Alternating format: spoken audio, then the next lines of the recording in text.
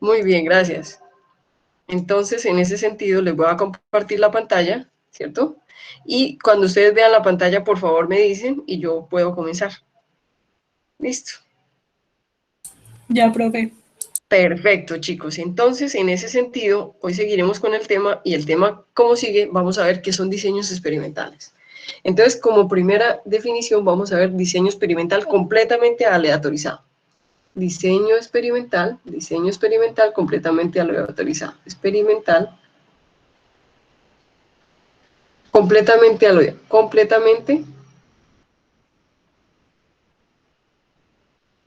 aleatorizado. Aleatorizado.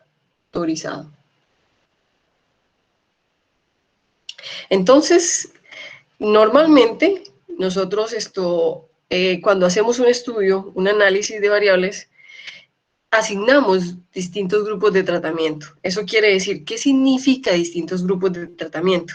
Significa que muchas veces, chicos, ustedes dicen, voy a mirar qué efecto tiene la temperatura, voy a mirar qué efecto tiene la presión, voy a mirar qué efecto tiene el pH. Entonces, a ese grupo de variables que se juntan o se agrupan con la temperatura se le llama un grupo de tratamiento. Entonces, cuando nosotros hacemos un diseño experimental completamente aleatorizado, asignamos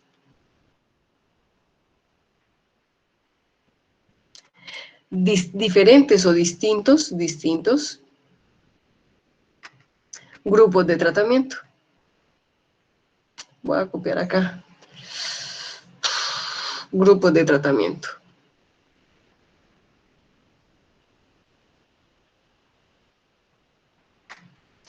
Distintos grupos de tratamiento. En ese sentido, lo hacemos mediante un proceso de selección o de escogencia aleatoria. Entonces, se hace mediante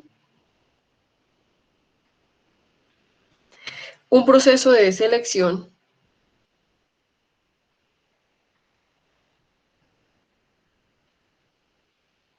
o escogencia, como le quieran decir ustedes, cualquiera de las dos está bien, aleatoria. ¿Por qué se hace escogencia aleatoria? Para asegurar la independencia. ¿Listo? Para asegurar la independencia. Y eso significa que más adelante vamos a aprender cómo montar el diseño de experimentos y cómo hacerlo de manera aleatoria. Listo, muy bien. Entonces, ese es el completamente aleatorizado, quiere decir que escogemos diferentes grupos con diferente tratamiento, es decir, una temperatura, un pH, una presión, una concentración de sustrato, una concentración de enzima, una concentración dependiendo de nuestros experimentos, y lo hacemos haciendo con un proceso de selección aleatoria. Y ustedes se van a dar cuenta que no es que nosotros comencemos y empecemos a botar números aleatorios, que sí es como se debe hacer, ¿cierto? Pero que hoy en día contamos con muchas herramientas, entre esos software, entre esos Excel, ¿cierto? Y entre esos R, Design Spare, Star Graphics, entre otros, que nos ayudan a aleatorizar sin que nosotros lo tengamos que hacer. Es decir, nosotros vamos a ajustarnos, vamos a ayudarnos de todas esas herramientas para poder hacer esas aleatorizaciones. Entonces, así como existe un diseño experimental completamente aleatorizado, quiero contarles que también existen diseños de bloques, y es el otro, diseño de bloques aleatorizados, de bloques aleatorizados.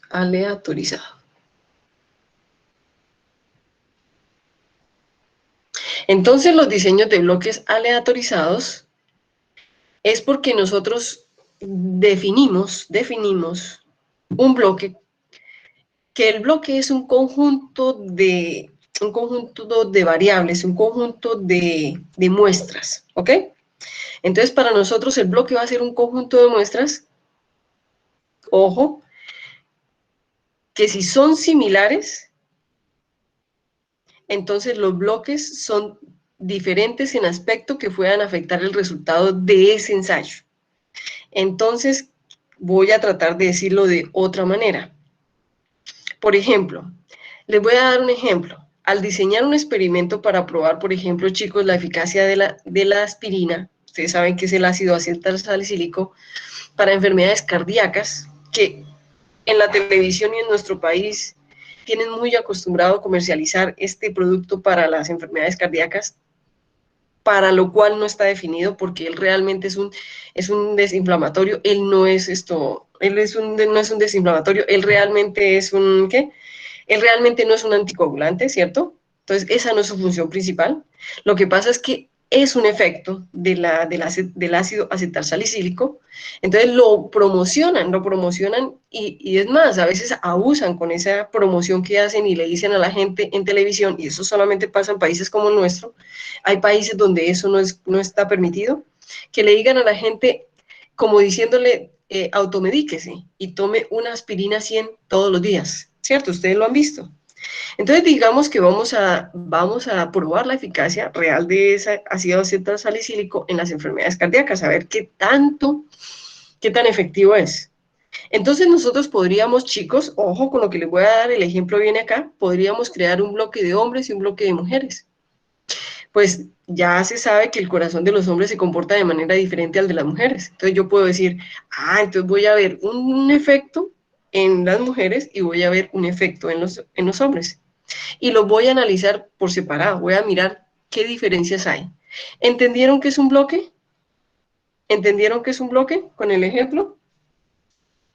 Entonces, vamos a decir que diseño de bloques aleatorizados es cuando se define, Profe, dime, qué pena, el bloque entonces normalmente hace referencia a la población. No, porque no todas tus muestras van a ser de población. Por ejemplo, tú puedes tener muestras de...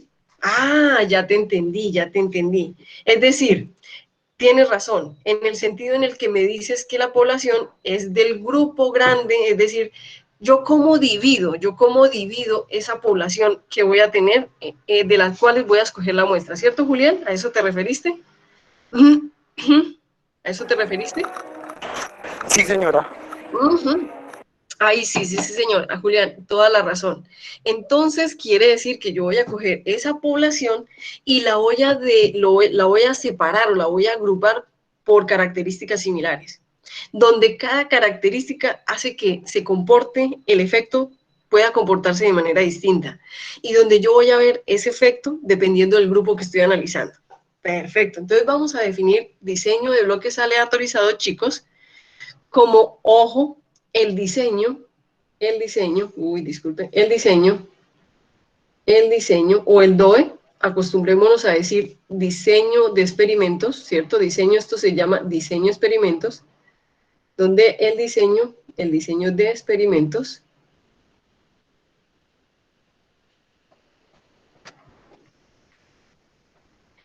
el DOE toma bloques, toma toma un bloque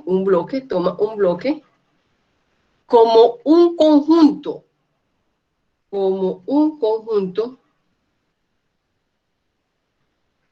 de muestras, como un conjunto de muestras que son similares, similares o que comparten una característica, que comparten una característica. Una carácter, vamos a dejarlo acá y completamos allá. Una característica común. ¿Listo? Entonces, vamos a decir, los bloques se diferencian entre bloques, los entre bloques se diferencian en aspectos entre bloques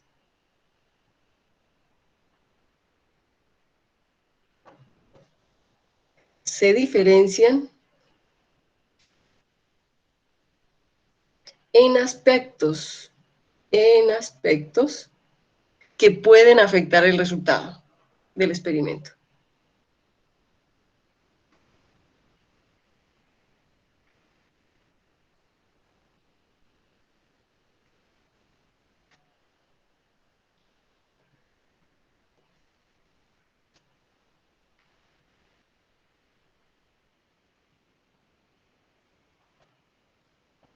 ¿Entendido, chicos? Entendido, como lo dijo el compañero Julián Andrés. Entonces, generalmente los bloques los hago con la población. con lo grande. Entonces cojo un aspecto que los haga similares, pero que los diferencie entre sí.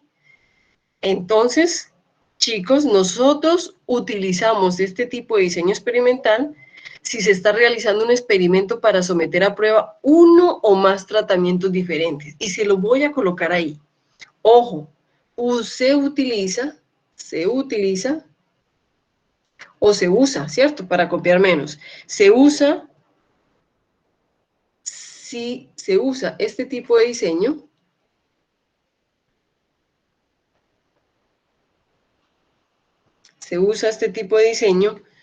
si se está realizando un experimento o si el experimento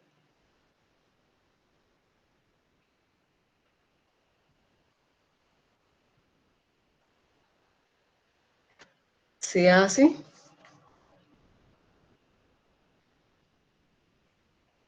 para uno o más tratamientos diferentes.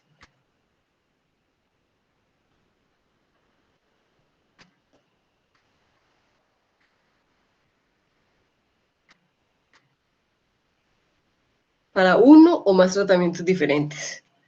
Entonces, chicos, ya les voy a mostrar un ejemplo más adelante. Cuando veamos todos los diseños, les voy a mostrar un ejemplo que los diferencie entre sí. Entonces, lo primero que tenemos que hacer, chicos, en este caso es formar los grupos o bloques. Lo primero que se hace es formar grupos o bloques.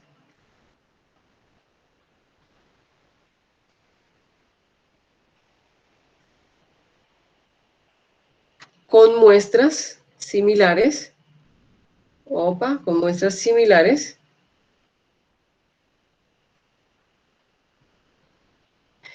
O de características similares, como ustedes le quieran colocar. Y dos, ojo, cuando ya tengo los bloques o los grupos, asignar los tratamientos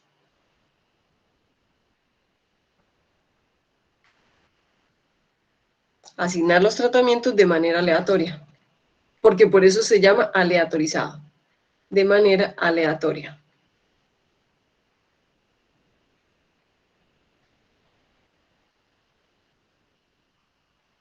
A las muestras dentro de cada bloque.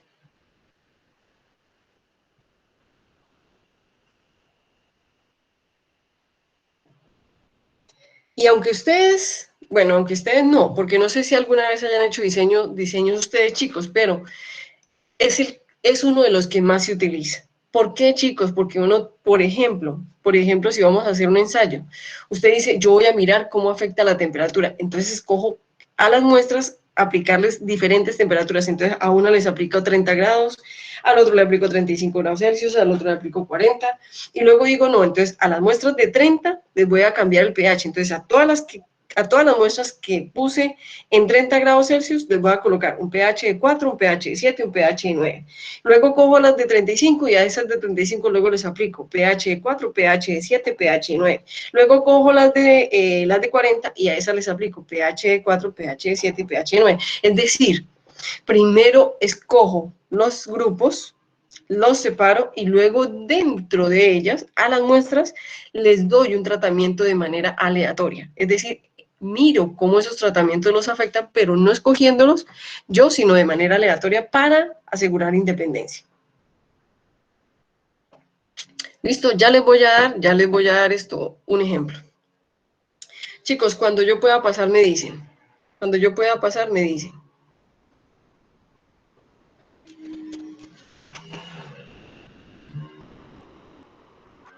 Estamos viendo los diseños de experimentos de manera general, ¿cierto? Dime, Julián. Profe, no, que la puedes pasar perfectamente. Listo, chicos, ¿todos están de acuerdo con Julián?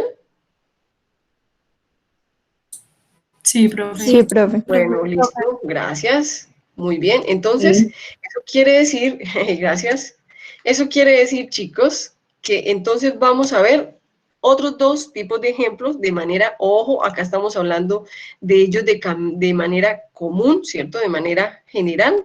Y ahorita les voy a hacer los ejemplos, es decir, vamos a diferenciar cómo hacemos para diferenciar los unos de los otros, pero yo quiero, chicos, que ustedes sepan, y me voy a volver a esta diapositiva, que hay diseños experimentales completamente aleatorizados de diferentes formas.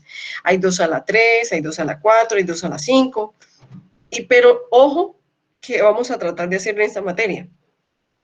Vamos a tratar de aprendernos cuál es la base y por qué uno se aplica 2 a la 3, por qué el otro 2 a las 4. Es decir, vamos a aprender a aplicarlos, el diseño experimental completamente aleatorizado, por qué lo hago y para qué lo hago, ¿cierto? Y de ahí ya los separo por tipo de acuerdo al número de variables que tengo, de acuerdo a los niveles que yo quiero evaluar.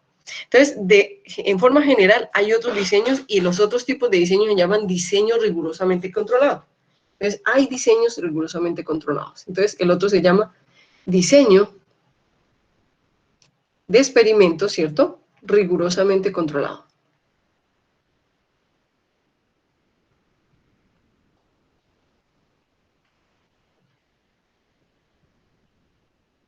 Rigurosamente controlado. Entonces, en este caso, un diseño rigurosamente controlado es cuando yo cojo las muestras y les asigno cuidadosamente diferentes grupos de tratamiento. Entonces, es tomar muestras, las muestras, y asignar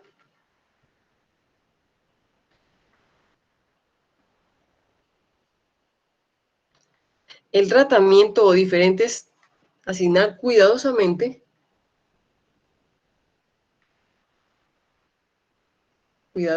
aunque ese cuidadosamente está entre comillas, diferentes, tomar las muestras y asignar cuidadosamente a diferentes, espérenme un momentico, acá me quedó pegado, a diferentes tratamientos. Entonces, quiere decir, de manera que cada muestra, de manera tal que que las muestras reciban tratamientos que sean similares en los aspectos de los cuales son importantes para el experimento. Entonces, ¿cómo les redacto eso? A ver, entonces es tomar las muestras y asignar cuidadosamente a diferentes tratamientos. Esperen un momentico, les voy a cambiar acá. Voy a poner aquí la I, ¿cierto? Que eso no parece una I. A diferentes tratamientos, de manera, chicos, de manera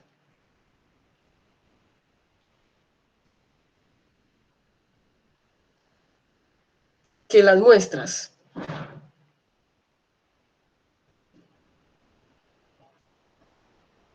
que reciban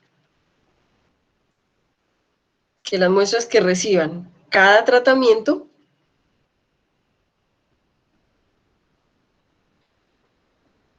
sean similares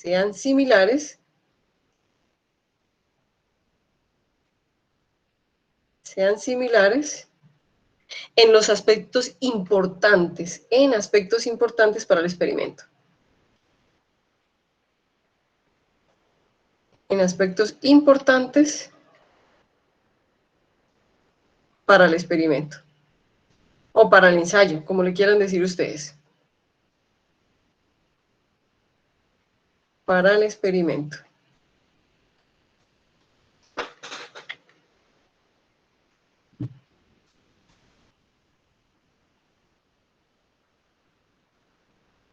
Les voy a dar un ejemplo, como para que lo entendamos.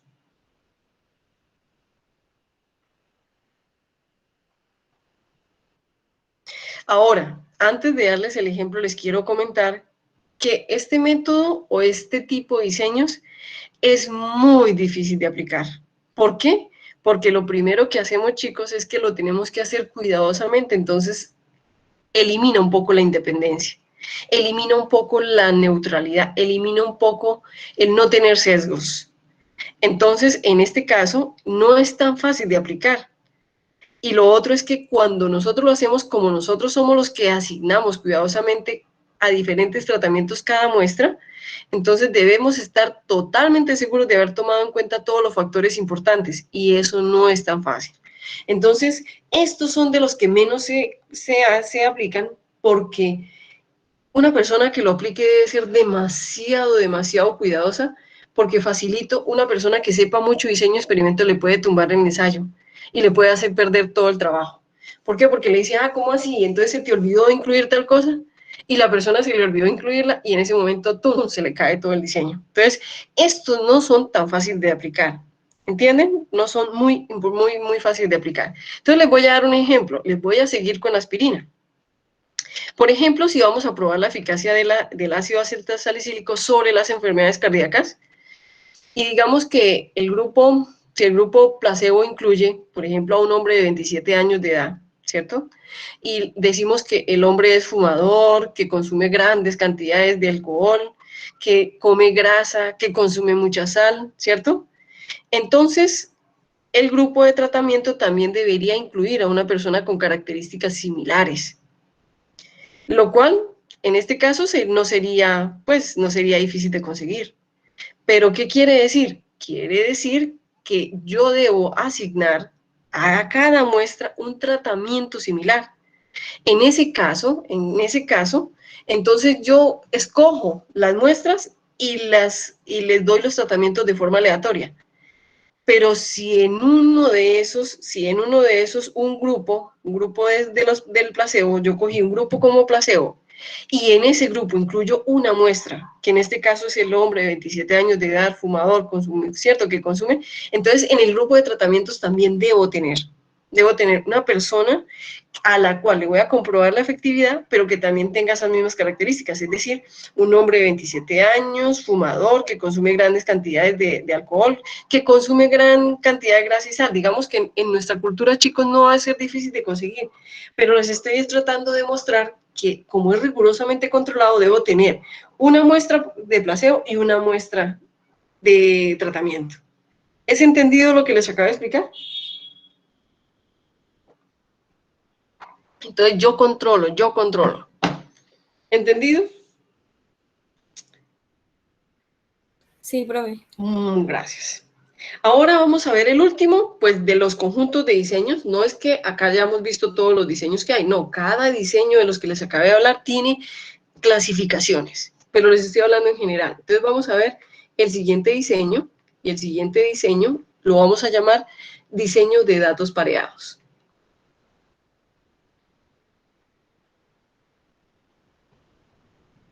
Esto no se entiende.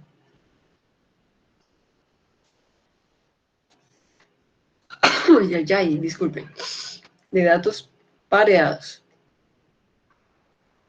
Estos son A y estos son A y esta es una A también. Me va a tocar empezar a escribirla así de esa forma para que la diferencie. Diseño de datos pareados. Entonces, ¿qué es lo que hace un diseño de datos pareados? Chicos, compara de manera exacta dos grupos de tratamiento. Así de sencillo. Entonces, un diseño de datos pareados compara de manera exacta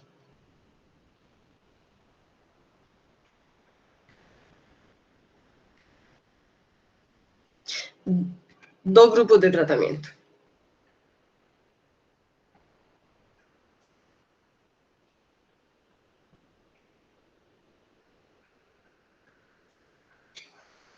Por ejemplo, como el grupo del placebo y el grupo del tratamiento. Es decir, en unos les doy el placebo, es decir, les doy una pastilla que no tiene nada de ácido acetilsalicílico y lo comparo con el grupo del tratamiento. Y en este caso, ustedes se pueden imaginar que eso es lo que están haciendo en este momento con vacunas. Están teniendo un diseño de datos pareado, que tiene otras características, pero que deben comparar a los pacientes o a las personas a las que le colocan el placebo versus las personas a las que le colocan el tratamiento.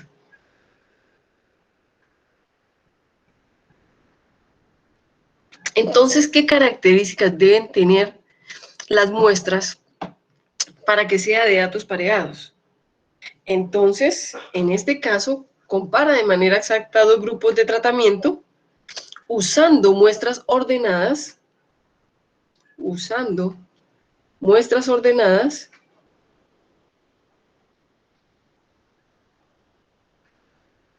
se me olvidó que les estaba haciendo la Nada así, usando muestras ordenadas, usando muestras ordenadas en pares que están relacionadas de alguna manera.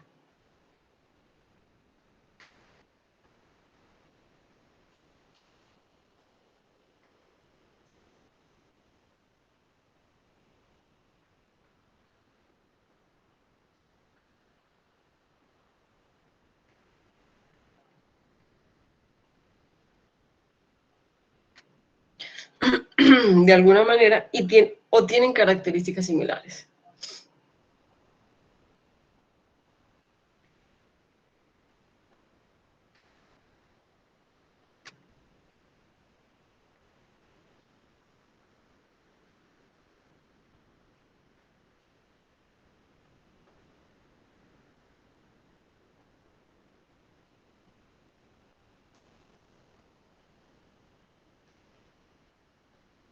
O que tienen características similares.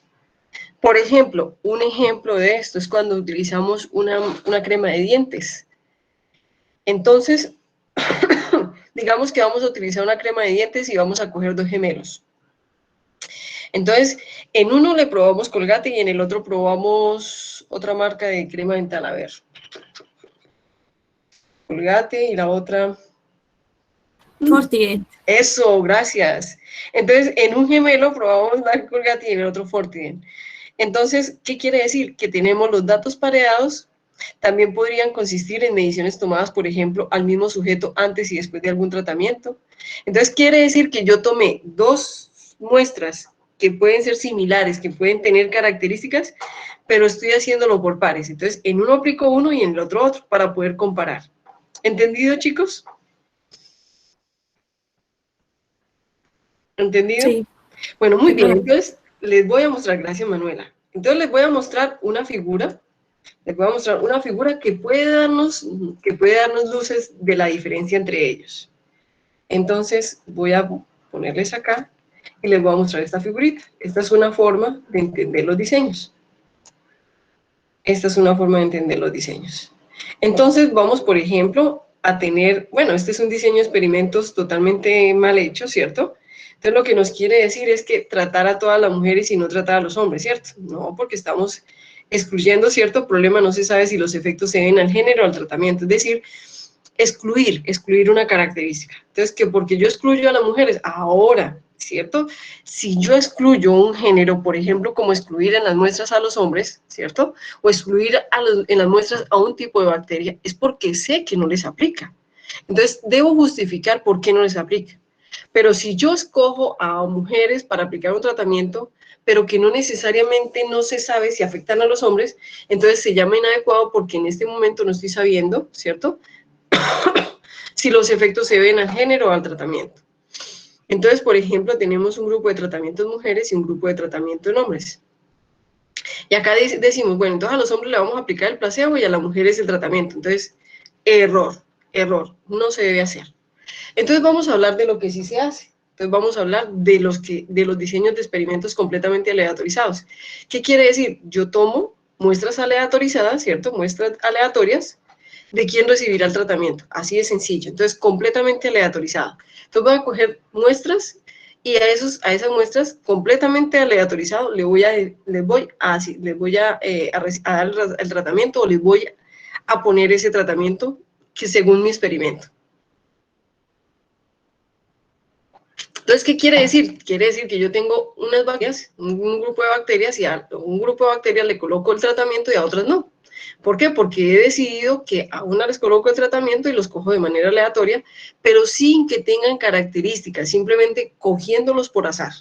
Es decir, cogiéndolos de manera aleatoria, porque les asigné unos números aleatorios, porque puse un programa y el programa me dijo que debía escoger a los asignados en ciertos números, pero porque es completamente aleatorio. Listo, muy bien. Entonces vamos a ver diseños de bloques aleatorizados. En los diseños de bloque aleatorizados es porque nosotros decimos, bueno, entonces vamos a coger el bloque de los hombres y el bloque de las mujeres. ¿Por qué? Porque entre ellas tienen como común que son mujeres y entre ellos tienen como común que son hombres.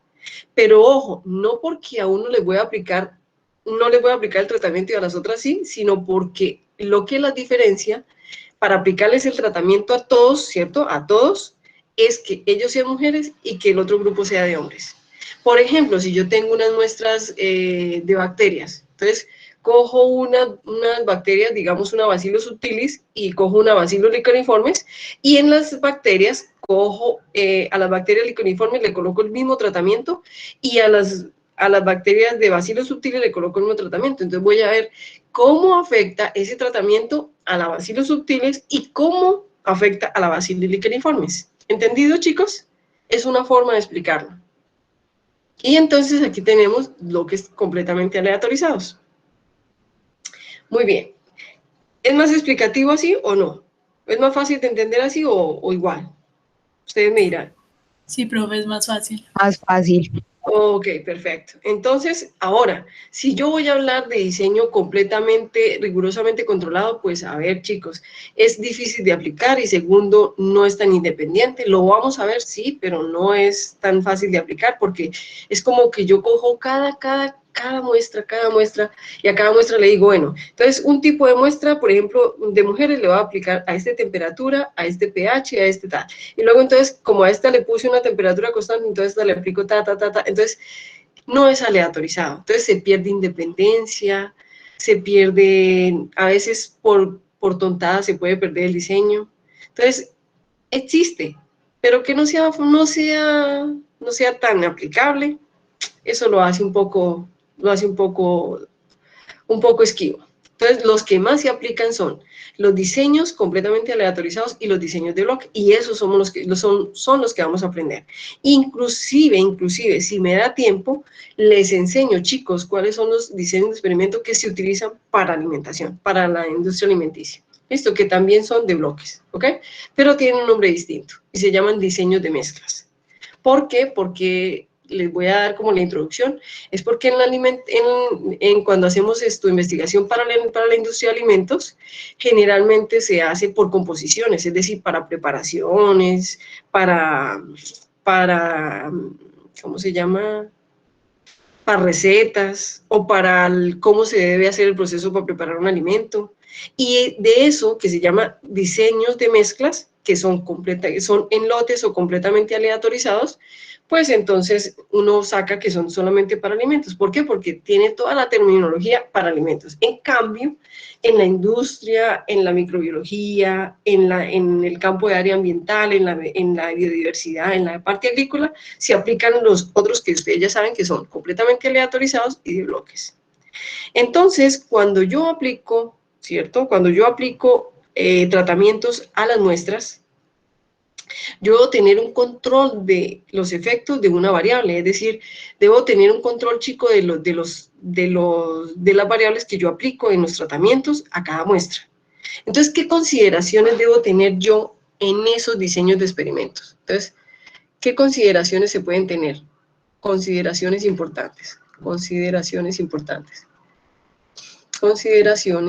importantes a tener en cuenta. Importantes.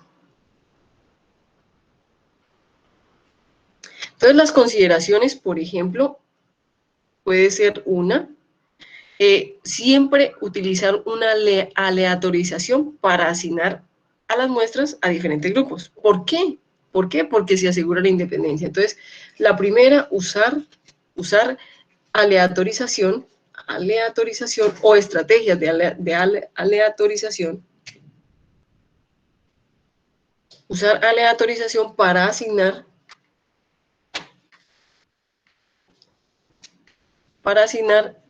las muestras o a las muestras, vamos a colocar no las muestras, sino a las muestras, para asignar a las muestras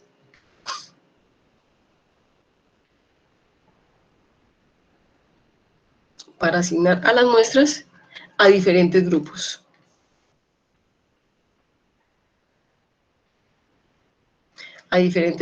La única forma en que yo no tenga que, ojo, yo siempre uso aleatorización para asignar a las muestras, pero que lo haga a diferentes grupos, pues claro, cuando ya tenga, digamos, uno por bloques, que ya escojo por grupos, ¿cierto? Muy bien. Entonces, en la otra, generalmente, chico, usar réplicas, siempre, y ustedes lo saben, por metrología, por precisión, por reproducibilidad, por por la veracidad, ¿cierto? Usar réplicas, ¿cierto? Usar réplicas en los experimentos en cantidades suficientes. Usar réplicas en los experimentos a las muestras. Si quieren, coloquen ahí a las muestras. A las muestras. ¿Por qué? Chicos, porque si nosotros solamente tomamos un dato, entonces ese dato no me va a permitir a mí ver si yo me equivoqué, si estoy en lo cierto. Ustedes más que yo lo saben, ustedes que son microbiólogos y que manejan muy bien eso, saben que yo debo tomar como mínimo 3 réplicas. O como mínimo, si no tengo realmente muestra, debo tomar como mínimo un duplicado. ¿Por qué? Porque hay algo que me debe decir que el valor si es por ahí, es decir, que me elimine esa incertidumbre, esa variabilidad. Entonces, eso apunta a la precisión, a la reproducibilidad, a mirar que me permite observar efectos, ¿cierto? Me permite decir a ciencia cierta y con seguridad que un tratamiento es así y no que yo me equivoqué porque tomé un solo experimento. A una muestra le hice el experimento una sola vez. ¿Listo? Y tercero, siempre utilizar réplicas. Y tercero, ¿cierto? Como tercera consideración, entonces, ojo, controlar los efectos de las variables que se usan. Controlar los efectos, controlar los efectos de las variables, de las variables, controlar los efectos de las variables al utilizar técnicas, utilizando técnicas,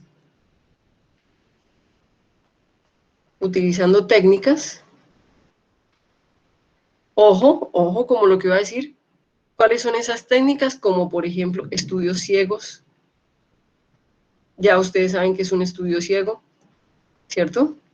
Como por ejemplo, blancos, controles, ¿cierto? Blancos o controles o negativos, ¿cierto? O positivos, como ustedes le quieran decir, controles. Y generalmente utilizar un buen diseño, por ejemplo, un diseño completamente aleatorizado o de bloques, que son los que más se utilizan. ¿Listo, chicos? Hasta ahí consideraciones importantes. Entonces, pero resulta que hemos hablado de los tipos de estudio, hemos hablado de los tipos, ¿cierto? De los tipos de muestra, hemos hablado de cómo se pueden hacer de forma prospectiva, de forma retrospectiva. Pues entonces resulta que cuando nosotros ya hemos empezado a hacer un diseño de experimento y estamos tomando muestras, también pueden ocurrir, y eso lo saben ustedes por metrología, errores de muestreo. Y no voy a quedarme tanto en la definición de errores de muestreo porque yo pienso que ustedes tienen una formación tan bonita, chicos, con metrología, ¿cierto? Que no necesitan que les hablen tanto de errores de muestreo, pero vamos a definirlo porque hace parte de una de las definiciones. Entonces vamos a decir errores de muestreo. Profe, Dime. nosotros los de versión 2 no vemos metrología, o pues al menos en estos primeros semestres. No, Angie. Es No, decir, ¿en qué semestre ven ustedes metrología? voy a revisar Angie, ven, te digo una cosa. Metrología es instrumentación. Profe, sí, es que nosotros nos separaron metrología en dos, en instrumentación y en metrología. Instrumentación lo vemos como en el quinto y metrología como en el, no me acuerdo bien, como en el séptimo, No, Juli. sexto.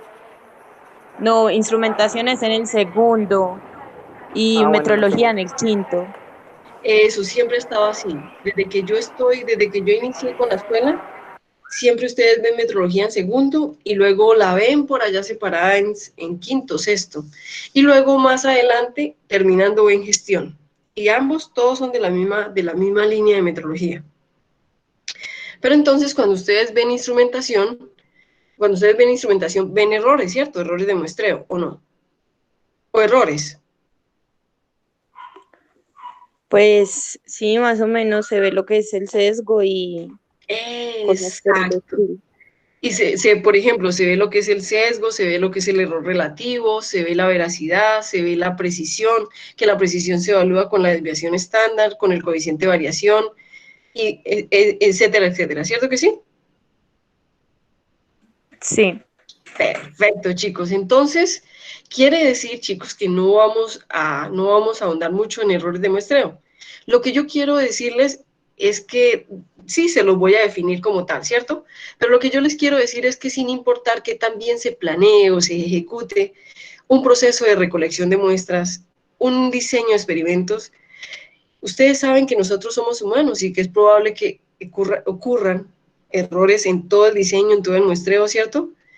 Pero hay algo muy importante y es que las nuevas normas de calidad, chicos, y las nuevas normas que nos exigen ser muy calidosos en lo que hacemos, inclusive ya nos dan un procedimiento validado para hacer muestreo. ¿Qué quiere decir?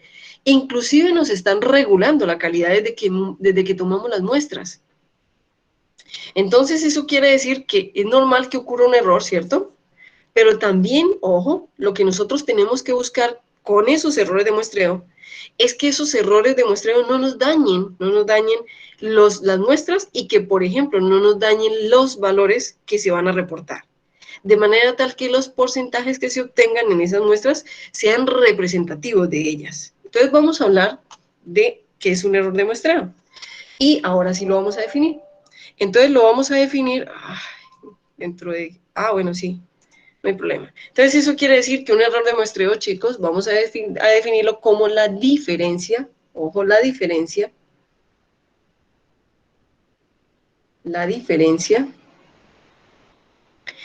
entre el resultado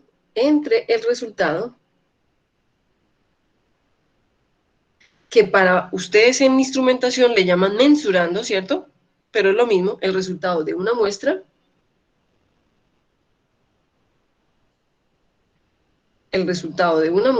¿cierto? Y el verdadero resultado de la población, o un valor de referencia. Y el verdadero, ojo, ya les voy a definir esto, el verdadero valor, resultado de la población,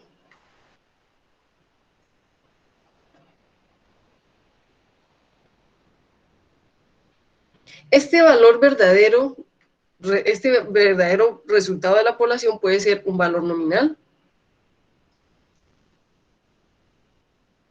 un valor de referencia,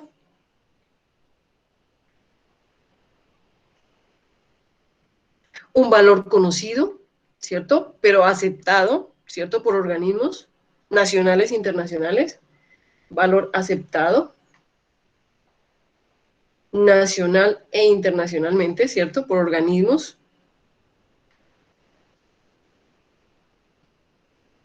Puede ser, el error verdadero puede ser, el valor verdadero también puede ser un valor con el cual se compara, un valor que se establece, ¿cierto? Un valor establecido. En ese caso vuelve y cumple con la función de ser un valor nominal, valor establecido, para la experimentación. Entonces de ahí vienen a aparecer, por ejemplo, las definiciones como el sesgo que ustedes aprendieron en instrumentación, donde ustedes decían, es que tiene sesgo positivo, tiene sesgo negativo. Entonces, cuando, por ejemplo, tiene sesgo negativo es porque el valor que a mí me está resultando es mayor que el valor verdadero, el valor de referencia, o cuando tiene sesgo negativo, y yo tengo que saber interpretar ese negativo, ese positivo, ¿cierto? Esa diferencia. Muy bien. Entonces, cuando nosotros tenemos errores de muestreo, chicos, realmente los errores de muestreo son consecuencia de algunas variaciones en los procedimientos, en los métodos, son errores de capacitación, son errores de diferencias de cómo yo manejo un equipo. Entonces, para poder disminuir esos errores, como ustedes lo han podido aprender los que ya vieron instrumentación y los que no, ¿cierto? Se aprende, ¿cómo se aprende? Por ejemplo, a disminuir un error. Por ejemplo, capacitándose, teniendo mucha experiencia, haciendo muchas veces un mismo procedimiento. ¿Para qué? Para tratar de normalizar o estandarizar la forma en que yo tomo ese muestreo o la forma en que hago ese experimento. de manera tal que las variaciones se disminuyan, de manera tal que las variaciones no dependan del analista, sino dependan de otras variables, ¿ok? De otras condiciones. Entonces, quiere decir, chicos, que hasta aquí, hasta este momento, nosotros hemos como visto así como las definiciones más importantes, digamos, y básicas que necesitamos para bioestadística y para diseño de experimentos. No quiere decir que no vamos a seguir aprendiendo palabras, quiere decir que las otras palabras o lo otro que vayamos a aprender, lo vamos a ver más aplicado. Entonces, quiere decir que nosotros vamos a tener datos de entrada o datos de salida, que en este caso se llaman variables de entrada, ¿cierto? Y se llaman variables de salida que se llaman resultados o mensurandos. Esos,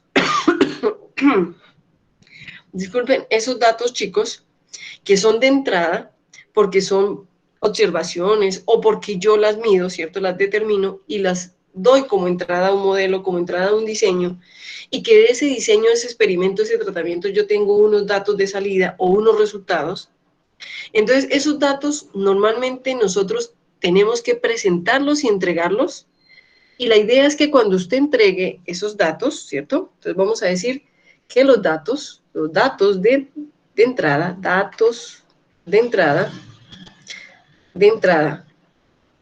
o variables de entrada, como le quieran decir,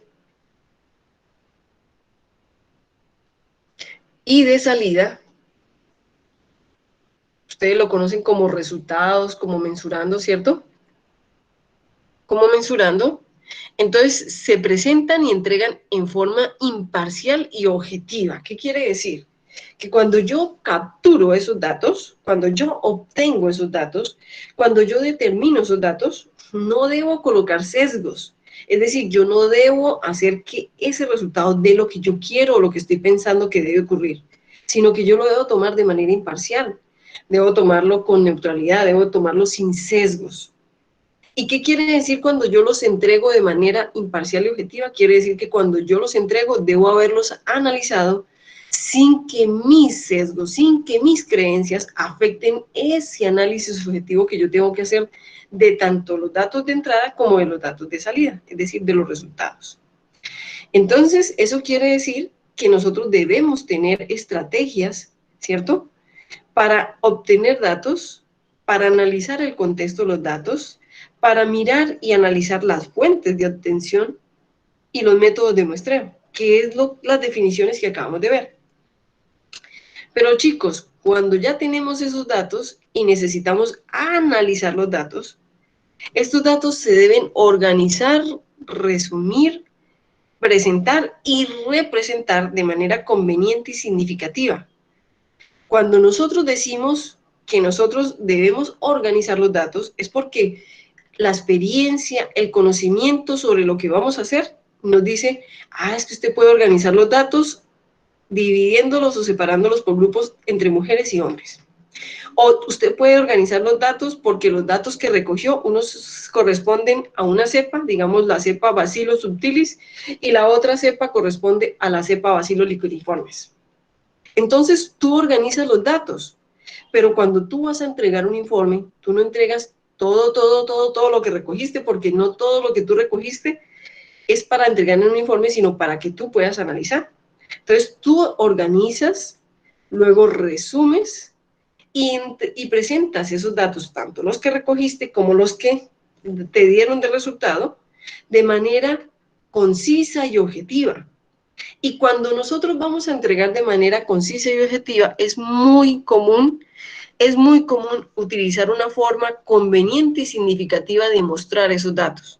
Entonces, yo no sé si ustedes se han dado cuenta que cuando la gente presenta resultados de algunas investigaciones, entrega tablas, gráficas, entre otras que hacen que sea más amigable, que hacen que sea más visual y más rápido poder hacer un análisis de esos resultados.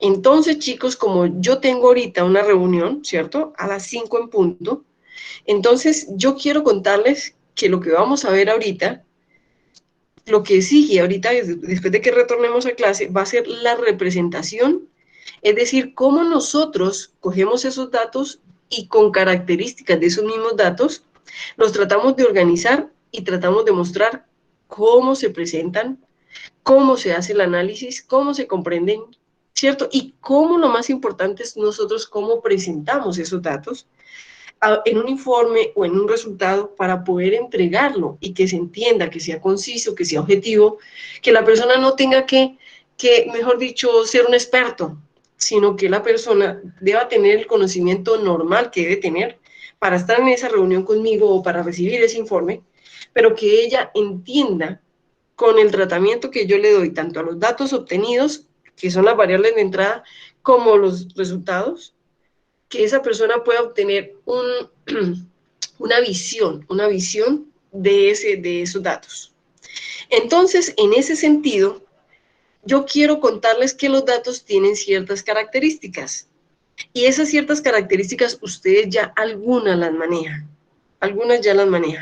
Entonces yo quiero contarles antes de que nos vayamos que vamos a mirar, ¿cierto? Vamos a mirar cómo representarlos, cómo presentarlos, cómo se presentan los datos. Y ustedes se van a dar cuenta, chicos, que presentar los datos es un arte. Porque ustedes a veces podrán ver investigaciones donde una persona, un analista, un microbiólogo, un ingeniero, un investigador, va a presentar unos datos y puede presentar unos datos y la gente quedar decepcionada de los datos.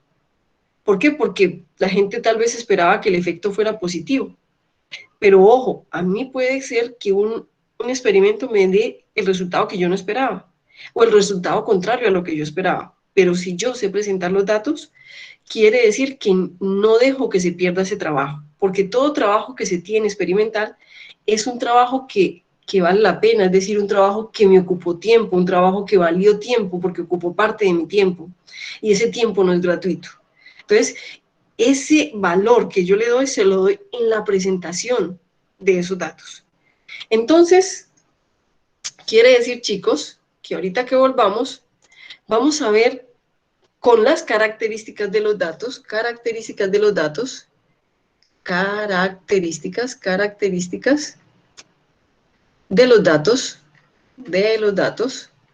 con estas características que yo les voy a mencionar, ¿cierto? ¿Cómo nosotros presentamos a las 5:45, Manuela? Ya lo voy a decir, no te preocupes, Manuela, que antes de irme lo digo, a las 5:45, ¿listo? Entonces, son características que me permiten presentar los datos. La primera característica de los datos se llama el valor central. Ese valor central, ustedes lo conocen generalmente como el promedio, el valor promedio, ¿cierto? El valor central o el valor promedio, o nosotros le decimos el valor representativo, ¿cierto? Que se ubica más o menos en la mitad del conjunto de los datos. Entonces, la primera característica se llama el valor central o el valor promedio y tiene una fórmula por medio de la cual se calcula, que se supone la suma de todos los componentes sobre el número de datos, y eso lo saben ustedes. Esta es la primera característica. La segunda característica que tienen los datos, cuando yo los voy a entregar, a presentar, se llama la variación. Y esa variación, ustedes la conocen como la precisión, ¿cierto? Se conoce como la desviación estándar, como el coeficiente de variación. Y simplemente esta variación es una medida de la cantidad de valores de los datos, de cómo esa cantidad de valores de los datos varían entre sí. Es decir, me mide la dispersión, me mide esa variación que tiene. Entonces, ¿nosotros cómo lo vamos? Entonces, esta generalmente se llama, ustedes la conocen como la desviación estándar, ¿cierto? SD, o algunos la conocen como DS, ¿cierto? Desviación estándar, y también la conocen como el coeficiente de variación, que el coeficiente de variación puede ser tanto en unidades de la variable como en porcentaje. ¿Listo? La tercera característica que tiene se llama la distribución de los datos. Entonces, cuando nosotros hablamos de la distribución, estamos hablando de la naturaleza o la forma que tienen esos datos sobre el rango de valores. Entonces, ustedes la conocen, chicos, como distribución normal, que es la campana de Gauss, ¿cierto? Ustedes la conocen como distribución uniforme también. Si no la conocen, se las voy a presentar ahorita, ¿cierto? La distribución uniforme, que es una distribución que se llama uniforme o se llama sesgada, ¿cierto? Dentro de las cuales tenemos la cuadrada, la triangular, entre otras. ¿Listo? La cuarta característica que tienen los datos, ¿cierto? Cuando yo los voy a presentar es que hay valores atípicos. Hay valores atípicos que yo no debo sorprenderme, que no debo botarlos, que no debo ocultarlos, que no debo esconderlos. Ay, discúlpeme, la tilde es en atípicos, en la T. Listo. Son valores atípicos, que son valores que, de las muestras que están muy alejados de la vasta mayoría. Y esos son los que nos reportan la mayoría de la variación. Esos son los que a veces se tiran todo, pero existen y se llaman valores atípicos. Esos valores atípicos también hay que saber cómo trabajarlos, cómo tratarlos y cuándo yo puedo eliminarlos, cuándo puedo, según mi análisis, decir fue un error. Y puedo volver y retomar, volver y reemplazar. ¿Listo? Y como quinta característica de los datos, chicos, para terminar y para volver ahorita, como quinta característica, el tiempo. El tiempo. Entonces tenemos el valor promedio, la variación, la distribución, los valores atípicos y el tiempo. ¿Qué quiere decir? Chicos, hay características cambiantes de los datos a través del tiempo. No es lo mismo que midan, por ejemplo, variables del COVID cuando iniciamos en marzo que las variables del COVID en este momento. Entonces, hay características, hay características que cambian en los datos a través del tiempo. Entonces, yo tengo que tener en cuenta el tiempo en el que se tomaron los datos. Entonces, es una característica muy importante. Y en ese caso les voy a enseñar algo ya para terminar y para dar el descanso, y se llama así, chicos, les voy a dar una sigla, es esta, CVDT. Esta sigla significa lo siguiente: cuidado con los virus, cuidado con los virus que destruyen el trabajo valioso.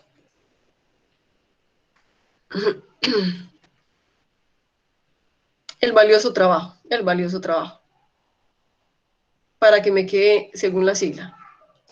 El valioso trabajo. ¿Qué quiere decir? Así de sencillo, chicos, que si nosotros tenemos en cuenta todo lo que ustedes están aprendiendo, difícilmente les van a tumbar el trabajo o los informes que ustedes entreguen. Es decir, hay que aprender a tomar muestras, hay que aprender a organizarlas, hay que aprender a analizarlas, hay que aprender a presentarlas. Porque yo puedo ser un berraco tomando muestras, puedo ser el más duro analizando, puedo ser el mejor, pero si no sé presentarlo, no hago absolutamente nada. Entonces, ahorita que volvamos, chicos, volvemos con distribuciones de frecuencia, es decir, con esta parte de la distribución, es decir, normalidad, uniforme, sesgada y todo lo demás. Chicos, nos vemos a las 5:45. Muchas gracias. Nos vemos a las 5:45. A las 5:45 retomamos en este mismo enlace. Muchas gracias, chicos. Listo, profe, muchas gracias. Gracias, profe. Voy a parar la grabación y vuelvo y la inicio ahorita más tarde. Hasta ahorita, profe, gracias. Listo, gracias a ti.